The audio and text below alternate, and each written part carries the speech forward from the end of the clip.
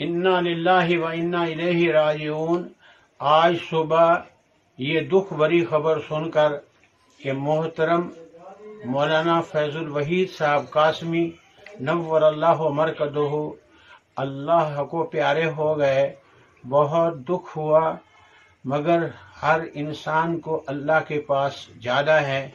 मौसूफ से अल्लाह ने कुरानी खिदमत दी, कुरान का पैगाम बंदू के नाम, और फिर मुख्तलिफ औकात में जलसों के अंदर जब भी वो बयान फरमाते थे कुरान से ही शुरू करते थे, कुरान पर ही ख़त्म करते थे।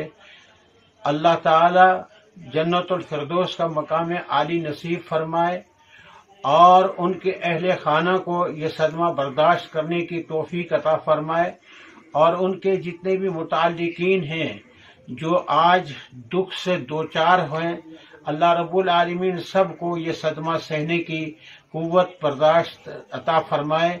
अल्लाह रब्बुल आलमीन उनको जवारी रहमत में जगह अता फरमाए और उनको आला इल्लीयीन में जगह अता फरमाए, उनके दर्जात को बुलंद फरमाए और रब्बे कायनात उनकी इस मेहनतों और काविशों को कबूल फरमाए।